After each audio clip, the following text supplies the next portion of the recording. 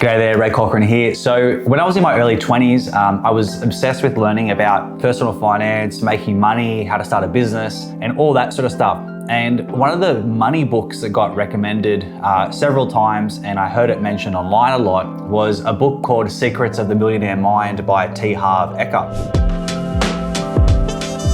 So I buy the audiobook, and I've got it just here, this audiobook, and started listening to it when I was driving to the gym at that time. And each day when I would drive to the gym, I would listen to like a few minutes of it each day. My first impression was it was pretty cringe, to be honest. The book had sold for over 5 million copies, and it was a very, very successful book, and I'd heard it recommended so many times. I started listening to it and I was like, I better give this book a shot, even if it does sound a bit corny. And boy, am I glad that I did keep listening to it, because it ended up being actually almost life-changing, or maybe a bit dramatic, but it was a book that really changed my mindset and attitude towards building wealth. And I think that a lot of mastery in any topic starts with mindset before skill set. So the first concept they kind of go over in the book is that everybody has a money blueprint, whether good or bad. A lot of us inherit the majority of our money blueprint from our parents or parental figures in our life. So for yourself, I'd really encourage you to think back to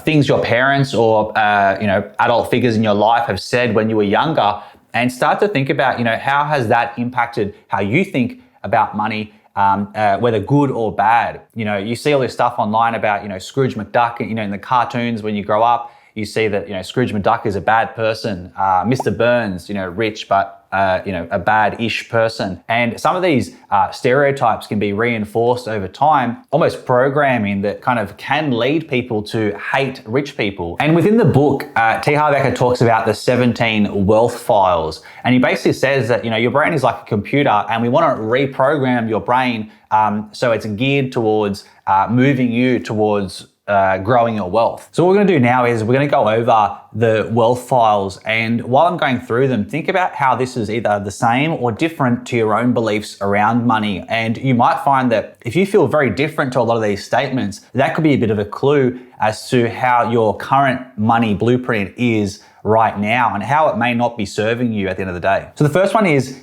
rich people think I create my life, and poor people think life happens to me. So everybody knows people like this where they think that life's always getting them down and all that sort of stuff. And my wife was telling me about someone, they know that all these bad things were happening to them. And out of the 5 bad things that happened, 3 of them were completely avoidable. And it's just interesting that some people believe that they are not in the driver's seat of their own life. And, if you're someone that is always looking outwards about why your life isn't great, I would really encourage you to look inwards and think, well, what could I have done about it? Could I have prevented this? What could I do to make this not happen next time? Number 2, rich people play the money game to win. Poor people play the money game not to lose. I think this is especially prevalent in the FIRE community, the Financial Independence Retire Early community. A lot of them, in my opinion, set the bar way too low for their own financial goals. Everyone always says, oh, I only need to make 50K or 80K, or I don't need much.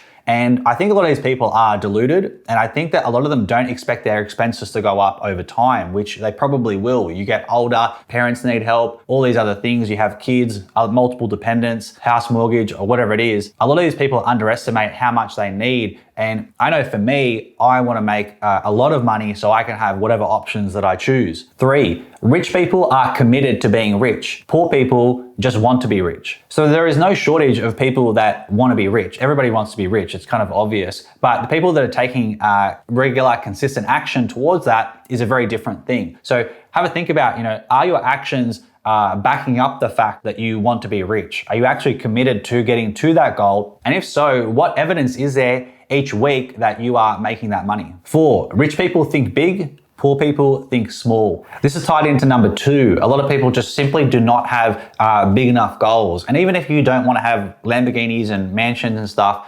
I think generally it is a prudent thing to try and plan for needing a lot of money. Everything's a lot easier when you have money and you have options, regardless of whether you give all the money to charity, give it to your family, or help out other people. Having more than you need is always, I think, a wise move. 5, Rich people focus on opportunities, poor people focus on obstacles. Any wealthy people I know, they're always looking at the upside. What is the upside? Not what is the cost, but what is the upside? Who cares, when it comes to spending on advertising, who cares if you spend 5, 10, 15, 20,000 or whatever the amount is, if the upside is likely to be a multiple of that. 6, rich people admire wealthy and successful people, whereas poor people despise rich and successful people. I really encourage you to be hyper conscious about how you kind of speak of rich people. If you're trying to become one, it doesn't really make sense for you to be hating on them all the time. And to be honest, some of them maybe deserve hate because they do bad things with their money and power or whatever it is. But there's tons of people equally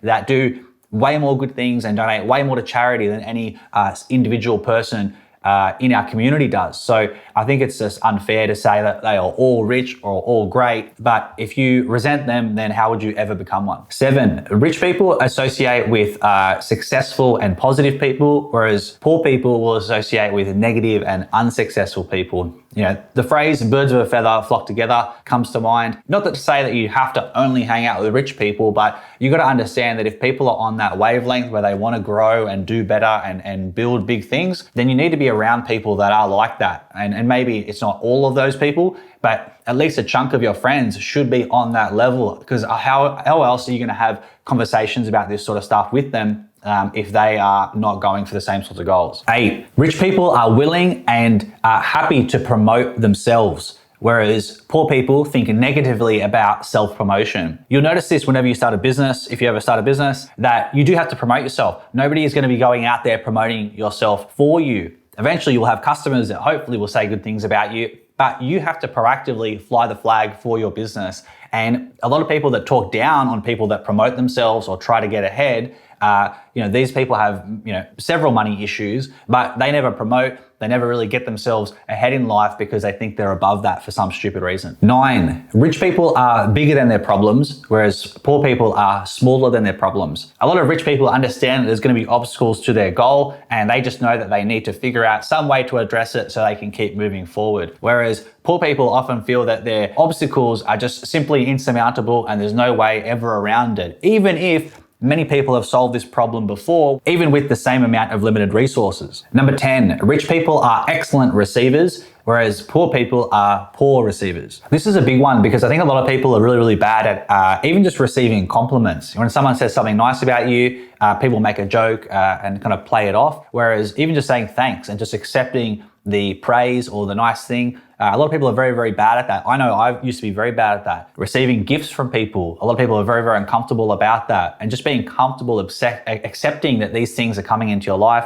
and almost expecting it to some degree. 11, rich people prefer to be paid on results, whereas poor people prefer to be paid by time. I think this is a really big one because a lot of people that don't make a lot of money are getting paid by the hour. And that's how everybody starts, so there's nothing wrong with that. But eventually you want to move so you get some leverage and get paid based on outcomes and results. You can start to get true leverage and get paid much more. 12, rich people think both, whereas poor people think either or. The most obvious example of this for me is doing a job you love and getting paid a lot of money. I think that is not a question that you have to pick between long term. Early on, maybe you got to do what you got to do, but I've never seen that as something where I could only be happy in my job or make a lot of money. I see a lot of people that don't make a lot of money acting as if, oh yeah, well I do this because I love it, not because it makes money. And I always think, well, you probably could make a lot of money through it, but you just haven't figured that out yet. There's many industries, if you're in the top 5% of any industry, you're probably gonna get paid well.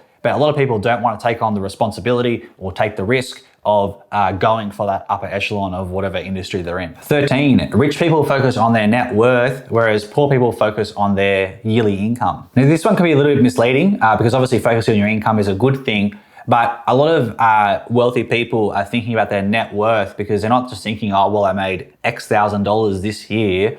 They're thinking, I made this X thousand dollars, but I also bought assets that grew by hopefully much more than your active salary would ever be. 14, rich people manage their money well, poor people mismanage their money well. It's pretty self-explanatory. I don't think this is particularly one of the best ones, to be honest. 15, rich people make their money work for them, whereas poor people work hard for their money. This is one you probably heard before. I think it's a really, really good one because for a lot of wealthy people, they're getting their money working for them.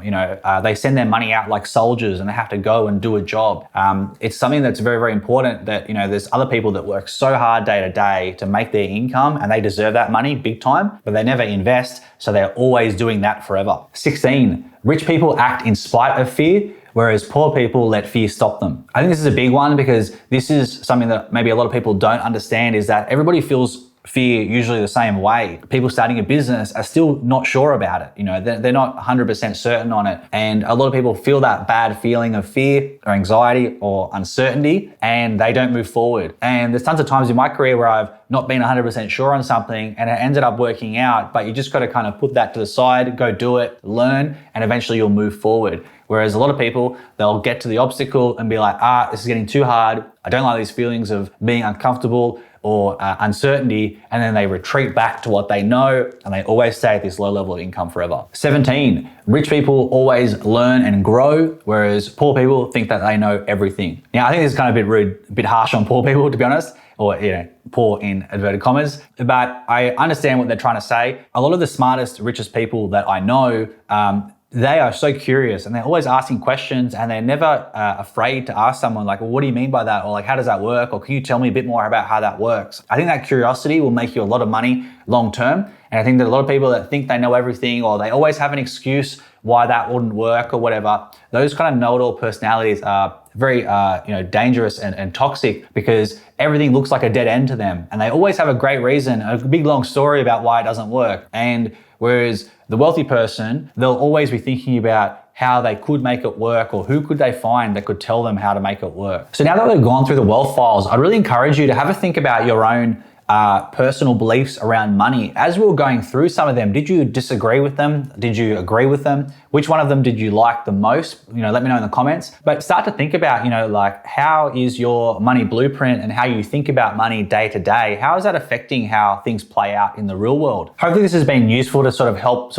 open your eyes a bit to maybe some blind spots that you might have when it comes to money beliefs. And I think that, the mindset stuff is so important. It can be very woo-woo at times, but if you can really understand why you think about the money the way that you do, you can start to unlock some different action, which will lead to some different result. So I hope you found that useful. If you could give it a like, that would be much appreciated. It helps them reach more people. And if you want to subscribe, just subscribe because I told you so. So that's all for this week and cheers.